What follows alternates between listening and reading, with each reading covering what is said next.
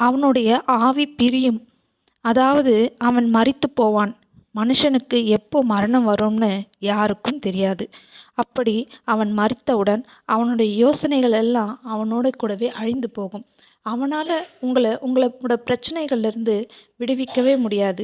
அவங்க மேலே நீங்கள் நம்பிக்கை வச்சுருந்தீங்கன்னா அந்த நம்பிக்கை வீணாய் தான் போகும். ஆனால் உங்கள் நம்பிக்கை யார் மீது வைக்கணும்னு வேதம் சொல்லுது. வாசிப்போமா?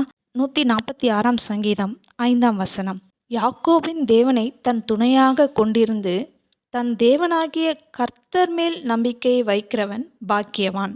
ஆமாங்க, கர்த்தர் மேல தன் நம்பிக்கையை வைக்கிறவன் தான் பாக்கியவான்னு சொல்லுது. ஏன்னா நம்முடைய எல்லா பிரச்சனைக்கும் முடிவு அவரிடத்துல தான் இருக்கு. நாம அவர் மேல மட்டுமே நம்பிக்கை வச்சு அவரையே நோக்கி பார்க்கும் பொழுது நிச்சயமாகவே நம்முடைய பிரச்சனைக்கு முடிவு இருக்குங்க.